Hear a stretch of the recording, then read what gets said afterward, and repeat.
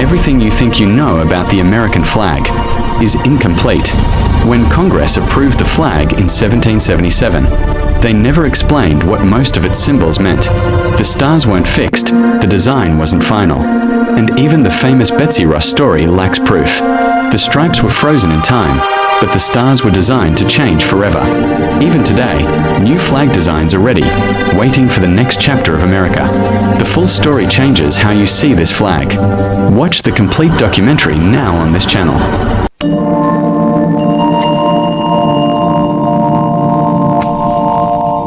On June 14, 1777, a struggling rebellion with no navy, no money, and no global recognition dared to define itself with cloth.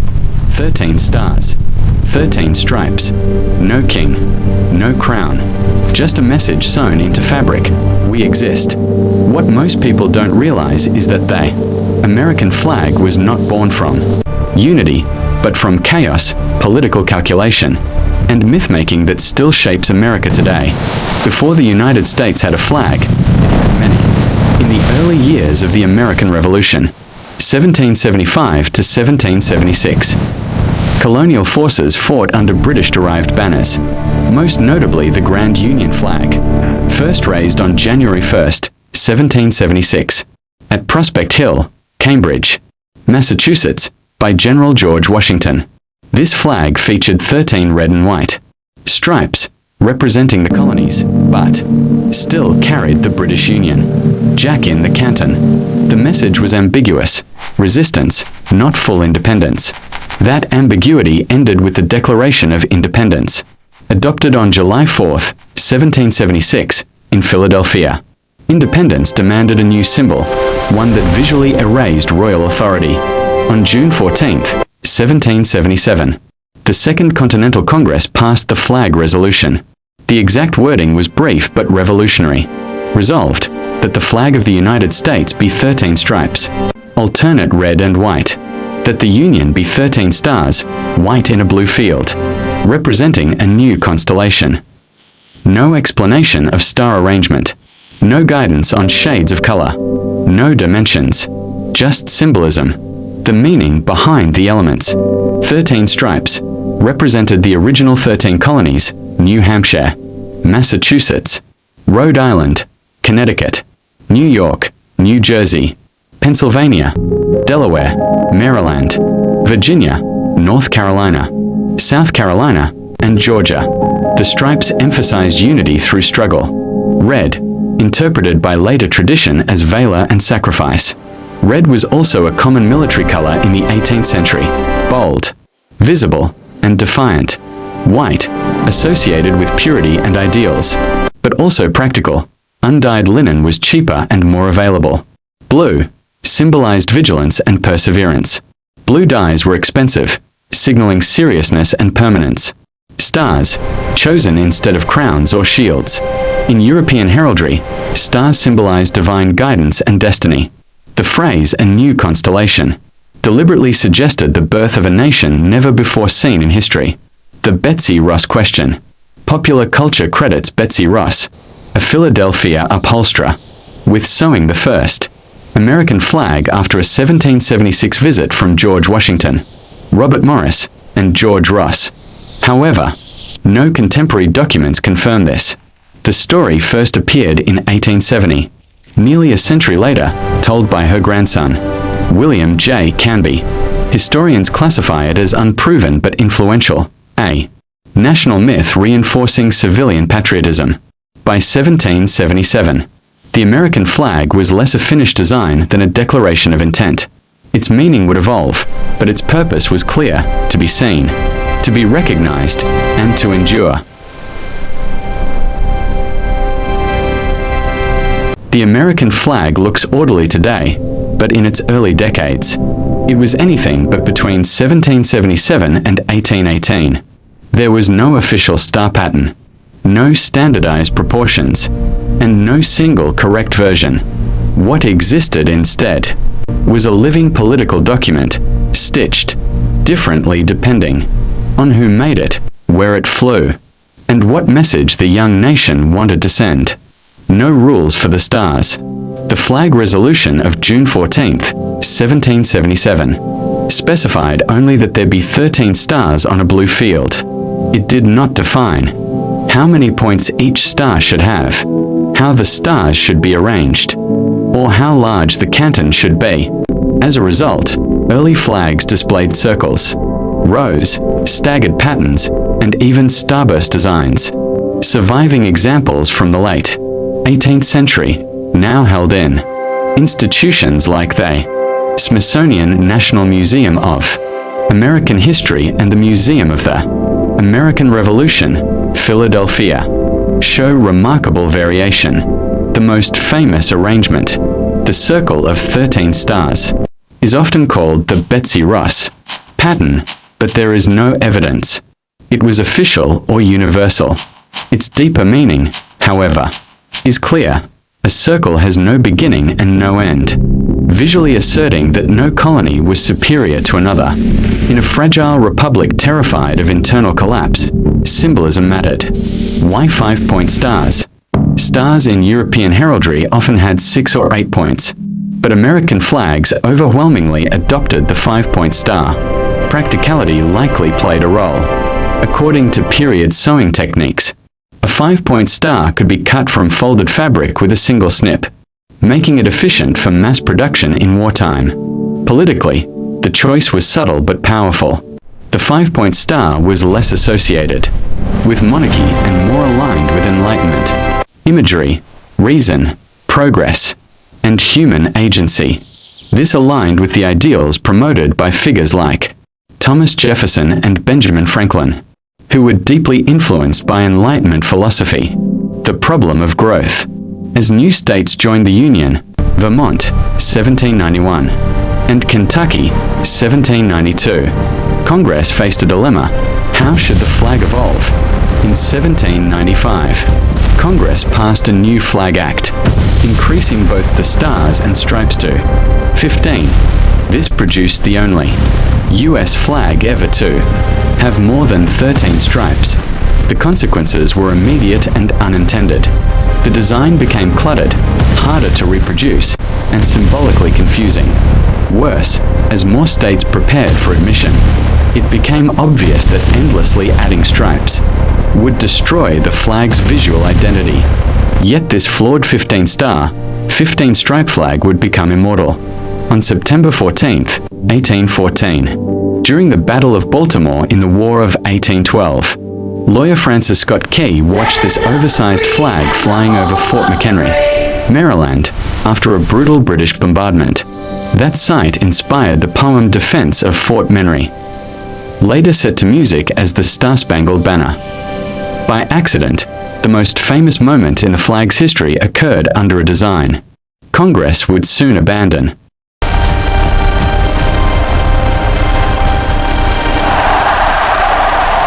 By 1816, the United States faced a design crisis of its own making. The nation had grown to 20 states, yet the flag still carried 15 stars and 15 stripes, a visual relic of a much smaller union. If Congress continued adding stripes for every new state, the flag would soon become unrecognizable. What the country needed was not decoration, but a rule. That solution came from an unlikely source, a naval officer, not a politician. Captain Samuel Chester Reed. Captain Samuel Chester Reed, 1783 to 1861, was a hero of the War of 1812, best known for commanding the privateer General Armstrong during the Battle of Fayal in the Azores, September 26, 1814. After the war, Reed turned his attention to a problem no one else had solved: how to allow the flag to grow without losing its identity. In 1817, Reed proposed a simple but elegant idea to Representative Peter H. Wendover of New York: restore the stripes to 13, honoring the original colonies permanently. Add 1 star for each new state, but only on July 4th following its admission. This approach separated history, stripes, from growth, stars, a design principle still used today. The Flag Act of 1818. On April 4, 1818, the United States Congress passed a new Flag Act, officially adopting Reed's concept. At that moment, the nation had 20 states. So the new flag would display 20 stars but return to 13 stripes. The law also introduced something revolutionary: predictability. Americans now knew exactly when and how the flag would change. Each new state would be recognized, but the flag's core identity would remain intact. The first flag made under this law became official on July 4, 1818. Why this mattered? This was more than a design fix. It was a political statement. By freezing the number of stripes at 13, Congress canonized the revolutionary generation as the nation's permanent foundation. Every future state, no matter how large or powerful, would be symbolically equal, represented by one star, no more, no less. Equally important, the law did not specify star arrangement. That creative freedom allowed the flag to evolve visually, while remaining legally consistent. Over time, stars would appear in perfect rows, staggered formations, and eventually the symmetrical patterns we recognize today. A flag designed for the future. The genius of the 1818 Act is that it assumed expansion. At a time when the US had not yet reached the Pacific, lawmakers built a symbol that could stretch across a continent and beyond without breaking. Captain Reed's idea transformed the flag from a temporary wartime banner into a scalable national system. It ensured that the American flag would never need reinvention, only addition. By design, the flag was now unfinished forever. By the mid-20th century, the American flag had become instantly recognizable, but its final form was shaped not by tradition alone, but by Cold War politics, bureaucracy, and a single overlooked teenager. The problem of two new states.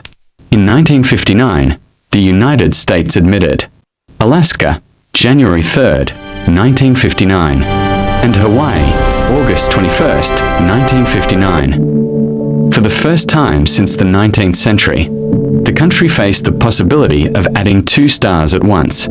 Under the Flag Act of 1818, new stars could only be added on July 4 following a state's admission, which meant multiple design proposals were inevitable. Between 1958 and 1959, the White House received more than 1,500 proposed flag designs from citizens across the country. Many were flawed, some asymmetrical, others impractical, but the flood revealed something critical. The flag was no longer just a government symbol. It belonged to the public. Robert G. Heft and the 50-star flag. Among those submissions was a design sent by Robert G. Heft, a 17-year-old high school student from Lancaster, Ohio, in 1958, for a school project assigned by his history teacher, Stanley Pratt. Heft redesigned the flag with 50 stars arranged in 9 staggered rows, alternating rows of 5 and 6 stars, to maintain symmetry. His teacher gave him a B-, stating that the design lacked originality. Heft mailed the flag anyway to President Dwight D. Eisenhower. After Hawaii's submission, Eisenhower and his advisory committee reviewed designs for practicality, balance, and manufacturability. Heft's design stood out, not because of novelty, but because it solved a technical problem elegantly. On July 4, 1960, the 50-star flag officially became the national flag of the United States. Weeks later, Heft received a letter from the White House informing him his design had been selected. His teacher changed the grade to an A. Who designs the flag today? Contrary to popular belief, Congress does not design new flags. The process is administrative. Once a new state is admitted, the President issues an executive order specifying the new star arrangement, following long-standing guidelines developed by the U.S. Army. Institute of Heraldry. The Institute ensures visual balance, manufacturability, and consistency across military and civilian use. The unfinished flag. As of today, the flag remains legally open-ended. If a 51st state were admitted, a new star would be added on the following July 4th, just as in 1818. The American flag is unique among national flags not because of its colors or stars, but because it was designed to change without losing itself. It is not a monument. It is a system. And as long as the United States continues to evolve, the flag is already prepared to evolve with it.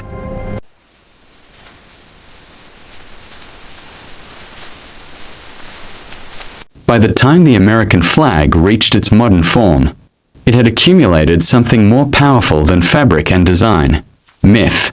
Some of these beliefs are intentional. Others are misunderstandings repeated so often they feel like law. To understand why the flag still matters, those myths must be separated from documented fact. What the flag code really is and isn't. The United States Flag Code, first codified in 1942 during World War II, sets guidelines for the display, care, and respect of the flag. It outlines practices such as not letting the flag touch the ground, proper methods of folding, and recommended ways to dispose of worn flags, typically by dignified burning. What the flag code does not do is impose criminal penalties on civilians. It is advisory, not punitive. In a landmark decision, Texas versus Johnson, 1989, the U.S. Supreme Court ruled that flag desecration, even burning the flag in protest, is protected under the First Amendment as symbolic speech. That ruling reaffirmed a Central American paradox. The flag stands for freedom, including the freedom to reject it. Common myths. Corrected. Myth. The flagfold has an official meaning assigned to each triangle. Fact. No such meanings appear in federal law or military regulations. These interpretations emerged from ceremonial traditions, not legislation. Myth. The colors have legally defined meanings. Fact. The often quoted meanings of red, valor, white, purity, and blue, justice, originate from later interpretations, not the 1777 resolution. Myth. The flag must always be displayed. Fact. There is no legal requirement for citizens to own or fly a flag. Why the flag endures. The American flag survives because it is procedural, not sacred in the traditional sense. It changes according to rules, not emotion. Its stars adjust through law. Its stripes remain fixed as historical memory. No other major national flag is legally designed to evolve with territorial growth. This adaptability mirrors the American experiment itself, built on structure, revised through conflict, and tested by time. A symbol that reveals more than it hides. From the improvised banners of the Revolutionary War to the mathematically balanced 50-star grid, the flag reflects the nation's priorities at each moment in history. It has flown over slave states and free states, over civil war and civil rights, over protest marches and battlefields. The flag does not tell a single story. It records many. And that is its true power. The American flag is not a demand for agreement. It is a framework for belonging. As long as the United States continues to debate who it is and who it will become, the flag will remain what it has always been since 1777. Now you know the full story. Watch more videos on this channel. Thanks for watching. Subscribe to Time of Old Chronicles for more mysteries.